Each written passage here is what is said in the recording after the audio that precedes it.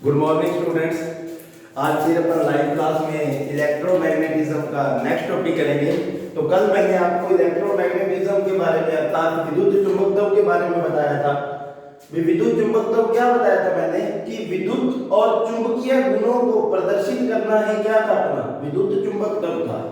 विद्युत और चुंबकीय गुणों को प्रदर्शित करना ही क्या था विद्युत चुंबकत्व था। और अगर मैं ये डेफिनेशन किसी और के लिए यूज करूं तो मैं ये बात बोल सकता हूं कि विद्युत और चुंबकीय गुणों को अपन जो प्रदर्शित करता है उसे आवेश का नाम भी दे सकते हैं अर्थात चार्ज का नाम भी दे सकते हैं। तो मैंने ये भी बात आपको बताई थी कि ये तीन प्रकार का होता है। कौन कौन से प्रकार बताए थे मैंने? स्थिर वैद्युत की। सर मैं आपको बता दूं कि मैं पहले जो लास्ट मैंने वीडियो दी थी उसका मैं 5 मिनट का टाइम दूंगा, क्योंकि जो बैक वाला जो मैंने करवाया ना उसी के साथ अगर जुड़े रहेंगे तो आपको और भी ज्यादा अच्छा समझ आएगा।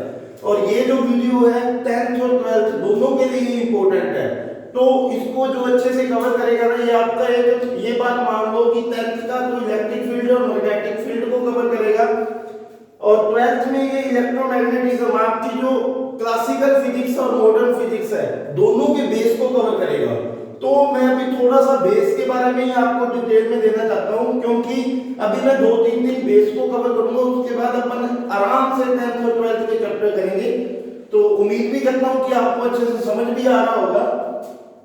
तो मैंने आपको बताए थे तीन प्रकार में सबसे पहला प्रकार मैंने आपको बताया था स्थिर वैद्युत की। भी स्थिर वैद्युत के नाम से पता लग रहा है, स्थिर नाम आ रहा है अर्थात आवेश क्या होता है उसमें स्थिर होता है। आवेश स्थिर होगा तो मैं ये बात बोल सकता हूं कि जब आवेश स्थिर है तो उसमें केवल और केवल ई वेक्टर का मतलब होता है कि विद्युत क्षेत्र अर्थात इलेक्ट्रोस्टैटिक्स में स्थिर वैद्युतिकी में ओनली विद्युत क्षेत्र होता है। उसके बाद मैंने सेकंड पॉइंट आपको बताया था चुंबकत्व में मैंने आपको बताया था जो आवेश है वो क्या होता है नियत वेग से गतिशील होता है।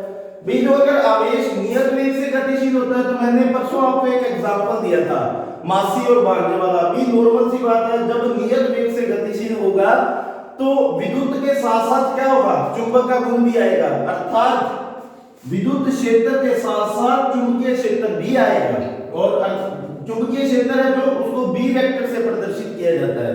किससे प्रदर्शित किया जाता है? B vector. इसी रीजन से मैंने लिखा है E vector plus B vector. और क्योंकि ये दोनों रिलेशन का क्या मीन है, क्योंकि जैसे ही मैं आप किसी स्विच को ऑन करूंगा, स्विच को ऑन करते ही क्या होगा कि जैसे मान लो मैंने फैन का स्विच ऑन किया है तो फैन का स्विच ऑन करते ही क्या होगा कि उसमें से क्या है कि इलेक्ट्रॉन प्रवाहित होंगे अर्थात आवेश प्रवाहित होगा।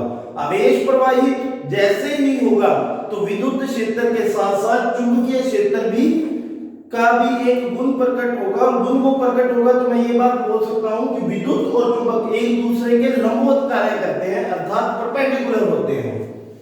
अब थर्ड पॉइंट मैंने आपको बताया था वो मैंने बताया था ईएमडब्ल्यू अर्थात विद्युत चुंबकीय तरंगे इलेक्ट्रोमैग्नेटिक वेव। बीच में जो आवेश होता है वो क्या होता है त्वरित गति से गतिशील होता है। तो त्वरित गति से गतिशील होता है तो इसका मैंने बहुत ही अच्छा एग्जांपल आपको बताया था एक्सरे का। भी एक्सरे का एग्जांपल कि अपन फोटोग्राफिक मशीन को एक्सरे मशीन जो होती है वो फोटोग्राफी करती है। और फोटोग्राफी किसकी करती है? हड्डियों की करती है। और वो मास को क्यों कवर कर देती है? क्योंकि सर जो इलेक्ट्रोमैग्नेटिक वेव होती है अर्थात विद्युत चुंबकीय जो तरंगें होती हैं वो क्या कवर कर रही होती हैं, उनकी स्पीड इतनी ज्यादा होती है कि प्रकाश के वेग से भी ज्यादा स्पीड की होती है, जो कि अपनी आंखें उसको अच्छी तरह से नहीं देख पाती। इसी रीजन से उसका मैंने आपको बताया था नाम एक्स रे पड़ा था, क्योंकि आज तक उस रे को कोई भी ज्ञात नहीं कर पाया। तो इसमें क्या होता है विद्युत क्षेत्र भी होगा चुंबकीय क्षेत्र भी होगा और ईएमडब्ल्यू अर्थात विद्युत चुंबकीय तरंगें भी होंगी। ये जो मैंने आपको बताया था परसों की क्लास में, ये जो बेस बताया था। और इनसे रिलेटेड मैंने आपको एक बहुत अच्छी बात बताई थी कि जैसे अपना बेस है वो अपने पेरेंट्स है अपने माता पिता है, तो नॉर्मल सी बात है विद्युत चुंबकत्व का भी कोई ना कोई तो बेस होगा ना। वो बेस था आवेश। क्या था सर? आवेश। मैंने आवेश की उस दिन एक ही लाइन बताई थी आपको कि इलेक्ट्रॉनों की कमी या वृद्धि को प्रदर्शित करता है। अर्थात अगर सर मैं सिंपल सी लैंग्वेज में बात बोलूं ना तो ये बात बोल सकता हूं कि पदार्थ का वह गुण जिसके कारण वैद्युतीय व चुंबकीय प्रभाव अर्थात इलेक्ट्रिक फील्ड और मैग्नेटिक फील्ड इफेक्ट शो करे सर, उसको क्या बोला जाता है? आवेश। और यही बात मैंने विद्युत चुंबकत्व में बोली थी कि विद्युत और चुंबकीय गुणों को प्रदर्शित करे ना, उसी को ही विद्युत चुंबकत्व बोलते हैं। और इनके जो इफेक्ट अर्थात प्रभाव को प्रदर्शित करे तो उसको आवेश बोला जाता है। और आवेश अगर मैं सिंपल सी और लैंग्वेज में बात करूं तो मैं ये बात बोल सकता हूं, इलेक्ट्रॉन्स की कमी और इलेक्ट्रॉन्स की वृद्धि को प्रदर्शित करता है।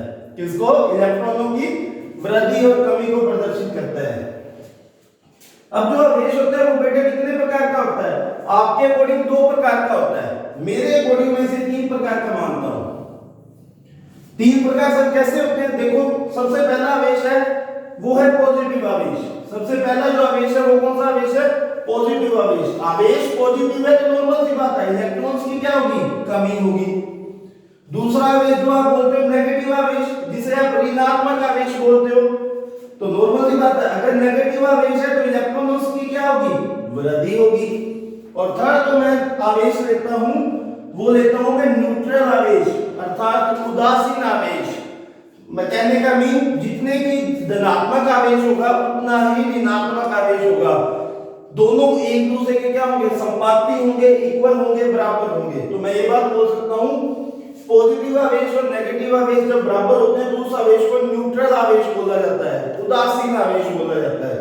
और इसमें एक सिंपल सी लैंग्वेज में बात करूं तो ये भी बात बोल सकता हूं, अगर नंबर ऑफ प्रोटॉन्स और नंबर ऑफ इलेक्ट्रॉन्स बराबर हो जाए तो उदासीन आवेश होता है। अगर नंबर ऑफ प्रोटॉन्स ज्यादा हो जाए किससे? नंबर ऑफ इलेक्ट्रॉन से, तो क्या होता है? पॉजिटिव आवेश होता है।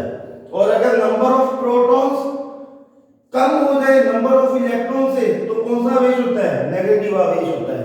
कहने का मीन अगर मैं सिंपल सी लैंग्वेज में बात करूं तो आपने देखा होगा भी किसी भी परमाणु क्रमांक में मैं अगर कोई भी केमिकल नेम लूं, एलिमेंट का नेम लूं, तो उसमें अपन प्रोटॉन और इलेक्ट्रॉन्स की वैल्यू निकालते हैं। भी जो प्रोटॉन होता है ना वो पॉजिटिव चार्ज होता है।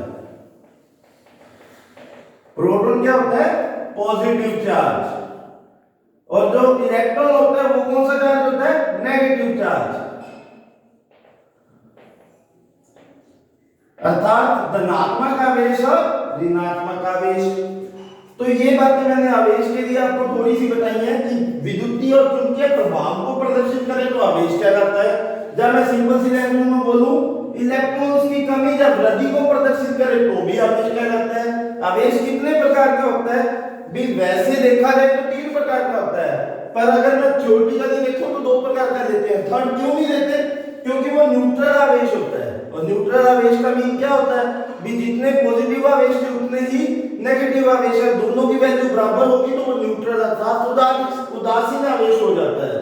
तो 2 पर कौन-कौन से काउंट करते हैं? एक तो पॉजिटिव आवेश और सेकंड नेगेटिव आवेश।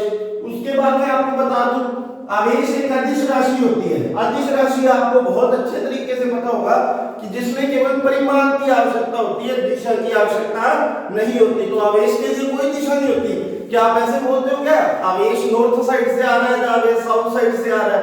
तो ये बात नहीं बोलते। आवेश की कोई फिक्स दिशा नहीं होती, तो इसलिए आवेश क्या है? अदिश राशि होती है। आवेश का जो मात्रक होता है सर क्या होता है? आवेश का मात्रक एसआई मात्रक। अगर मैं बात बोलूं एमपीएस मात्रक तो एम्पियर इनटू सेकंड। सर ये कहां से आया? आपने विद्युत का फॉर्मूला पढ़ा हुआ है I = Q by VT। विद्युत बराबर आवेश बटा में समय। और यहां से क्रॉस मल्टीप्लाई करके आप आवेश का निकालोगे तो क्या आ जाएगा? विद्युत गुना में समय। विद्युत को किससे लिखते हैं? I से, और समय को किससे लिखते हैं? T से। अब आपको पता है विद्युत का जो मात्रक होता है वो क्या होता है? एम्पियर। और समय का क्या लेते हैं? सेकंड। तो मैंने लिखा एम्पियर इनटू सेकंड। कोई प्रॉब्लम? हाँ जी sir, ampere into second SI मात्रक के रूप में ये गुलाम ने दिया था। तो इसको आपको ये बात बताई गई थी कि किसी भी साइंटिस्ट के नेम से अगर कोई एसआई मात्रक बनाते हैं तो उसको कैपिटल लेटर्स में लिखा जाता है। तो इसका मतलब गुलाम भी होता है जिसको कैपिटल लेटर्स में बड़े सी से लिखा जाता है। किससे लिखा जाता है? बड़े सी से। अब इसके अलावा मैं आपको बताऊं आवेशों के अन्य मात्रक। भाई आवेशों के अन्य मात्रक, भाई आपको अगर मैं मात्रकों की बात करूं तो मात्रक अपन के पास कई पत्तियों के रूप में होते हैं भी, जैसे एमकेएस मात्रक, सीजीएस मात्रक, एफपीएस मात्रक, एसआई मात्रक। तो जो एसआई मात्रक आया था, सिस्टम ऑफ इंटरनेशनल यूनिट, अंतरराष्ट्रीय पत्ती के रूप में, ये 1960 में जर्मनी के द्वारा बनाया गया था। और ये किसका नया रूप था? एमकेएस का नया रूप था। MKS means to metre kilogram second पत्ती। अब इसी को नया रूप इन्होंने क्या दे दिया था? एसआई। जैसे अपन बल का अगर आप मात्रक लोगे तो बल का क्या होता है? F बराबर में m सूत्र होता है। भी m का द्रव्यमान है तो किलोग्राम, और त्वरण का क्या होता है? मीटर पर सेकंड स्क्वायर। पर सर मैं इसका एसआई मात्रक न्यूटन भी लिख सकता हूँ। न्यूटन एक साइंटिस्ट का नाम था, तो अगर न्यूटन साइंटिस्ट का नाम था तो मैंने इसे कैपिटल एन से लिखा है। तो उसी प्रकार आवेश भी जो दिया था, आवेश उसको कूलाम ने दिया था, और कूलाम ने इन्वेंशन किया था, तो कूलाम से मैंने इसको बड़े सी से ले लिया। तो कोई प्रॉब्लम? मेरे को उम्मीद है कि आपको बहुत अच्छे से समझ आ रहा होगा। तो उसके बाद मैं कुछ आवेशों के अन्य मात्रकों की बात करता हूं। सबसे पहला जो मात्रक है वो बताता हूं मैं आपको, ईएसयू अर्थात इलेक्ट्रोस्टैटिक सब यूनिट, स्थिर वैद्युत की मात्रक बोला जाता है। ईएसयू का क्या मीन है? इलेक्ट्रोस्टैटिक सब यूनिट, इलेक्ट्रोस्टैटिक सब यूनिट अर्थात स्थिर वैद्युत की मात्रक। सेकंड अगर मैं बात करूं तो ईएमयू, ईएमयू का मतलब क्या होता है? इलेक्ट्रोमैग्नेटिक सब यूनिट अर्थात विद्युत चुंबकत्व मात्रक। थर्ड मैं बात करूं एफआर, इसको स्मॉल लेटर्स में लिखा जाता है, मतलब छोटे एबीसीडी में लिखा जाता है एफआर अर्थात फ्रैंकलिन, इसको फ्रैंकलिन। सर अभी तो आपने बोला था कि साइंटिस्ट के नेम पे है तो उसको बड़े लेटर्स में लिखा जाता है। तो सर देखो आगे फेराडे भी आ रहा है, और फेराडे को कैपिटल एफ से। तो सर देखो मेरी बात सुनो कि जब कोई दो साइंटिस्ट सेम नाम से हो रहे हैं तो इस तरह से तो अपन कंफ्यूज हो जाएंगे ना। तो उस कंफ्यूजन को दूर करने के लिए कि एक को तो बड़े लेटर से लिख लिया और एक को छोटे एबीसीडी के फर्स्ट दो लेटर से लिख लिया, जैसे एफ आर। फ्रैंकलिन की स्पेलिंग में फर्स्ट लेटर एफ आर आता है, तो इसलिए मैंने इसको एफ आर से लिख दिया। और फोर्थ जो मात्रक है इसका वो फेराडे, फेराडे कैपिटल एफ से। और लास्ट जो मात्रक है इसके पास वो है स्टेट कूलाम। स्टेट कूलाम का मींस एसटीसीबी। हाँ जी सर, स्टेट कूलाम एसटी से, स्टेट से एसटी लिया जाता है और कूलाम से सर सीबी। अब सर आपने सी क्यों नहीं लिया? सी ओनली एसआई मात्रक में लिया जाता था, और ये जो स्टेट कूलाम है इसका सीजीएस मात्रक है, भी एमकेएस से छोटा रूप है। एमकेएस से छोटा रूप अर्थात सीजीएस का मीन सेंटीमीटर ग्राम सेकंड पद्धति। तो ये उसका सीजीएस मात्रक होता है। तो मैंने आज आपको थोड़ा सा डिटेल में बताया था विद्युत चुंबकत्व। विद्युत चुंबकत्व के बारे में मैंने आपको बताया 3 पॉइंट होते हैं, कौन कौन से? स्थिर वैद्युत की, चुंबकत्व और ईएमडब्ल्यू। इनमें ध्यान रखना, जो स्थिर वैद्युत की है उसमें आवेश स्थिर रहता है, चुंबकत्व में आवेश क्या होता है? नियत वेग से गतिशील होता है, और ईएमडब्ल्यू त्वरित वेग से गतिशील होता है। देखो सर अपने को कोई जल्दबाजी नहीं है, आराम से करेंगे, बट आपको समझ आना चाहिए। और जब तक आपको समझ ही नहीं आया तो मेरा वीडियो बनाने का क्या फायदा? तो जब तक आपका कोई भी किसी भी प्रकार का डाउट हो तो आप नीचे क्या है कोई कमेंट्स करके आप डाउट भी पूछ सकते हो, किसी भी प्रकार का हो, तो हम आपको उसी का रिप्लाई भी करेंगे। उसके बाद मैंने आपको बताया था इनका जो बेस है वो आवेश है। आवेश क्या करता है? इलेक्ट्रॉन की कमी और वृद्धि को प्रदर्शित करता है। उसके बाद मैंने आवेश के प्रकार बताए थे, पॉजिटिव, नेगेटिव और न्यूट्रल। फिर मैंने इसके कुछ गुण बताए थे आपको कि आवेश अदिश राशि होती है, आवेश का मात्रक बताया था, उसके अन्य मात्रक बताए थे। जो इसके बाद का पोर्शन है वो मैं आपको नेक्स्ट वीडियो में बताऊंगा। आज के लिए इतना ही, थैंक यू।